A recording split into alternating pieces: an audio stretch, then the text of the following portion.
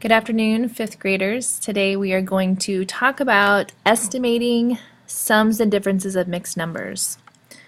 So there's a couple things we need to talk about before we begin this. The first thing is thinking about what the word actually estimating means. And we've talked in the past when we were multiplying, dividing, all operations that we've done with whole numbers, we know that estimating is telling about how much something is. So we're going to be working with this with fractions and mixed numbers today. So let's think about just a fraction by itself. And if you think about the fraction, let's say 2/3. What I want you to do today is visualize even this fraction on a number line. So if we have a number line here, and we divide our number line up into thirds. So this is 0, and this is 1, and if it's thirds we'd have to divide it into how many sections? That'd be 3. So here'd be 1/3 and here would be 2/3. And our whole ideas today is to figure out about how much this fraction is in relation to a whole number. So if 2/3 was here, we would say, is it about 0 or is it about 1? And of course we would say that that is closest to being estimating to being 1. So what you're going to be thinking about as we do this lesson today is sometimes there's going to be some fractions in some areas where you're not quite for sure, which, especially mixed numbers, which whole numbers is closest to. So we really are going to be utilizing your knowledge of a half, the fraction of 1/2 today. Let's take a look at this next example. Let's say that I had the mixed number of 3 and 7/9. We could create a number line for this and figure out exactly if 3 and 7/9 would be closest to the whole number of 3 or closest to the whole number of 4, because that's what that would fall between 3 and 4. But if you take a look at just your fraction part of this and think about what you know about 7/9. 9, even though it is an odd number, we technically can think about, about 4.5 over 9, that would actually equal half.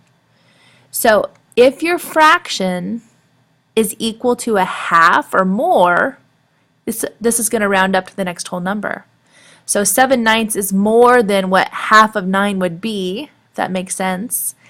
So this would actually equal the whole number of about 4. And if you visualize that, and if you actually create a number line, we would know that we'd have 3 here, and we'd have 4 here, and we need to have 9 sections. So 1, 2, 3. And here's our 9 sections. 1, 2, 3, 4, 5, 6, 7, 8, 9 sections. So 7/9, 3 and 7/9, here would be 3 and 1/9, 3 and 2/9, 3 and 3/9, 3 and 4/9, 3 and 5/9, 3 and 6/9, and here would be 3 and 7/9 at this location. And you can visually see on the number line that yes, that is closest to the whole number of 4. We know that the halfway mark would have been about right in this area. Excuse me. So all of your fractions that you're going to be looking at today, if the fraction is equal to a half or more, you're going to be rounding up to the next whole number. If the fraction is in this area that's less than a half, then you'll be just keeping it the whole number itself. So let's do a couple examples together on your marker boards. Go ahead and gather your marker boards, and let's take a look at this next example together. I want you to write down the fraction. Let's do 8 and 3/4. And we're going to minus 8 and 1/8. So go ahead and write that down on your marker board. So the first step that we're going to do, because we are estimating these sums and differences, is we're going to decide about 8 and 3/4.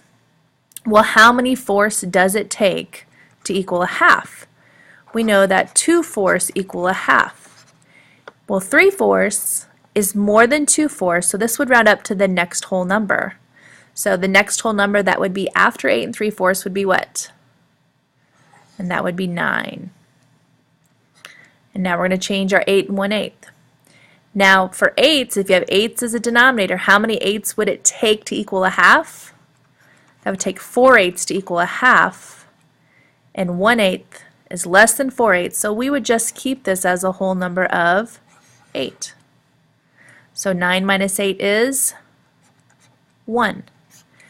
Now tomorrow, what this is basically leading us into is tomorrow when we do end up actually subtracting these, we will be getting a difference of about 1. So today we're just doing the estimation part of it. Let's try another one. Go ahead and erase. Let's try an addition sentence. Let's do 7 and 2/5 plus 8 and 7/8. Okay, so taking a look at 7 and 2/5. Now, half of 5, you can think of it, I know it looks kind of weird, but you can either think of it like 2.5 like that or 2.5 like this. That would actually be half of 5, wouldn't it?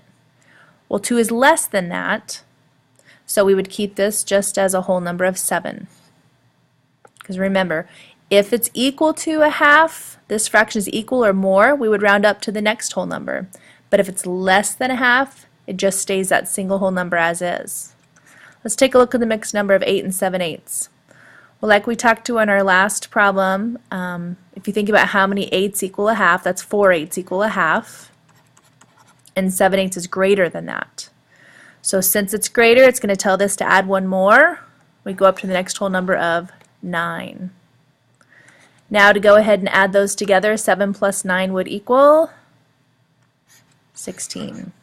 So when we actually do the next step tomorrow, when we actually end up adding 7 and 2/5 plus 8 and 7/8, after we find our common denominators, that should equal about 16.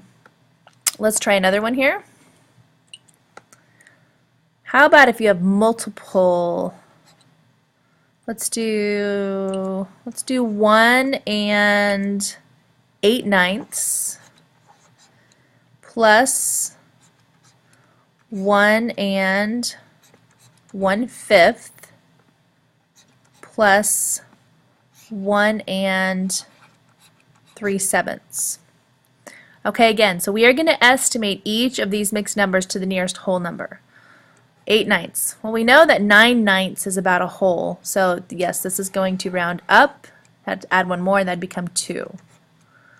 1/5, again, we talked about they're a little bit different when they're odd numbers as denominators, but we know that about 2.5 is half of 5, and 1 is less than that. So this would just stay as 1.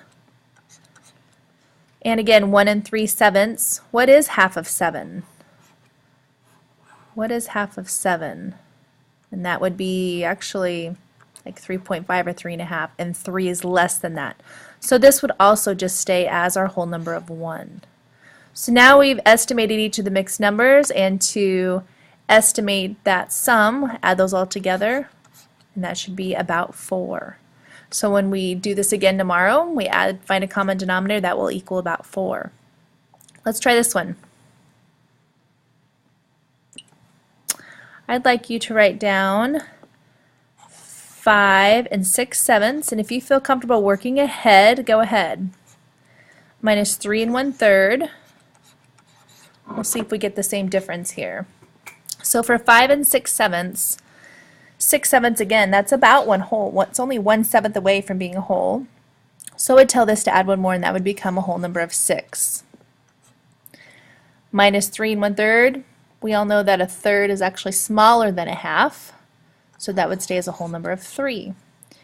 Subtracting those, 6 minus 3 would equal 3. Go ahead and erase. Let's try another. Let's do 9 and 1/8 plus 4 and 3/4 plus 6 and 2/3. And I'm going to have somebody pause this real quick so you can figure out that problem.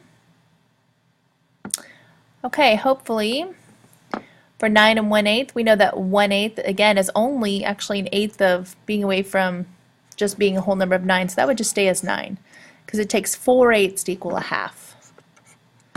4 and 3/4, we know that 2/4 equals a half, and that's greater than that, so that would tell that to add one more, so that would become a whole number of 5.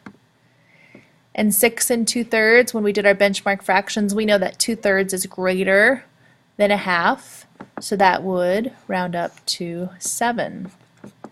Adding those together, 12 plus 9 would be about 21 would be our estimated sum for that. Let's try another. Let's do a subtraction problem of 10 1/8 minus 6 5/6. So how many eighths does it take to equal a half? And that's 4/8, and 1 is less than that, so that would just stay as a whole number of 10. 6 5/6, we know that it takes 3/6 to equal a half. This is greater than that, so this would tell this one to add one more, and 6 would become 7. Subtract that difference, and that would equal 3. Let's go ahead and try another here. 4 6/7 minus 2 1/5. Okay, so 4 6/7, we know that about 3 1/2 is half of 7. This would be greater than that, so it would tell this 4 to round up to become 5 minus, and 2 1/5, again, we know that 2 1/2 is equal to 5. This would be less than that, so that would stay just as a 2. So 5 minus 2 would equal 3. One more problem here, and I think you're ready to start then.